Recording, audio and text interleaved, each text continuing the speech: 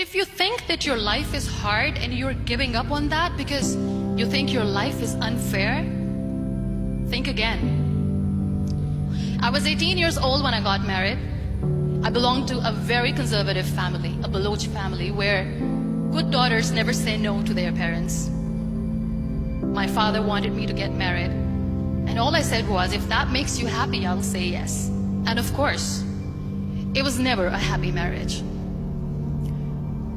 Just about after 2 years of getting married, about 9 years ago, I met a car accident. Somehow my husband fell asleep and the car fell in the ditch. He managed to jump out, saved himself. I'm happy for him. But I stayed inside the car and I sustained a lot of injuries. The list is a bit long. Radius ulna of my right arm were fractured. The wrist was fractured. Shoulder bone and collarbone were fractured. My whole rib cage got fractured. And because of the rib cage injury, lungs and liver were badly injured. But that injury that changed me and my life completely as a person and my perception towards living my life was the spine injury. 3 vertebrae of my backbone were completely crushed and I got paralyzed for the rest of my life. Many people came to rescue. They gave me CPR. They dragged me out of the car. And while they were dragging me out, I got the complete transection of my spinal cord. Those 2.5 months in the hospital were dreadful. I was at the verge of despair. One day, doctor came to me and he said, well, I heard that you wanted to be an artist, but you ended up being a housewife. I have a bad news for you. You won't be able to paint again. Next day, doctor came to me and said, your spine injury is so bad, you won't be able to walk again. I took a deep breath and I said, it's all right. Next day, doctor came to me and said, because of your spine injury and the fixation that you have in your back, you won't be able to give birth to a child again. That day, I was devastated. I still remember, I asked my mother, why me? And that is where I started to question my existence. Why am I even alive?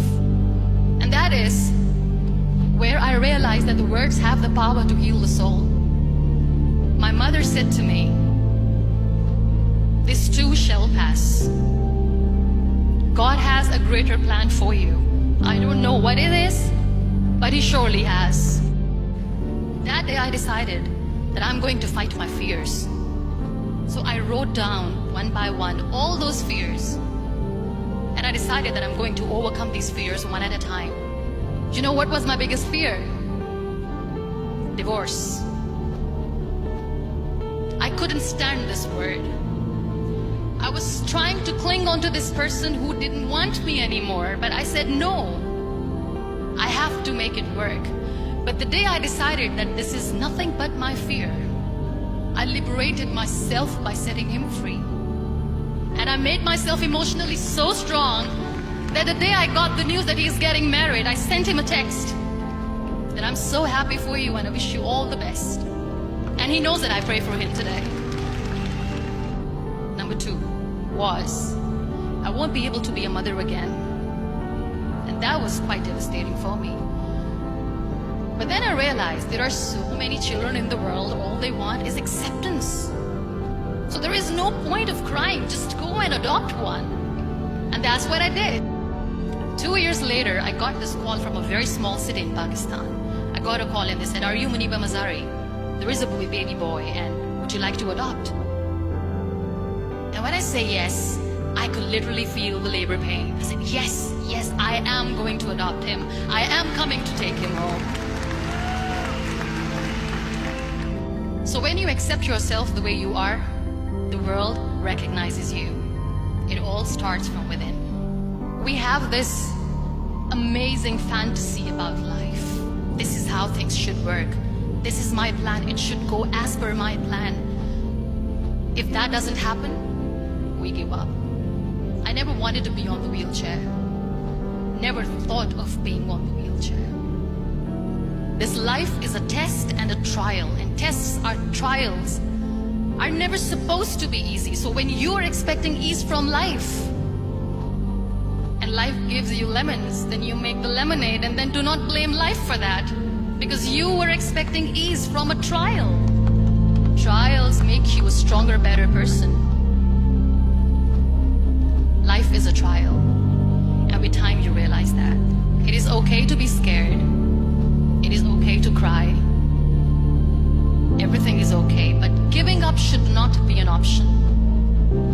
They always say that failure is not an option. Failure should be an option, because when you fail, you get up, and then you fail, and then you get up, and that keeps you going. There are so many people in the world who are dreaming to live a life that you are living right now.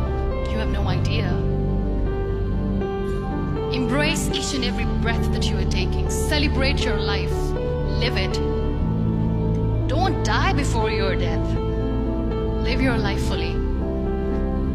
Accept yourself the way you are. Be kind to yourself. Real happiness lies in gratitude. So be grateful, be alive, and live every moment.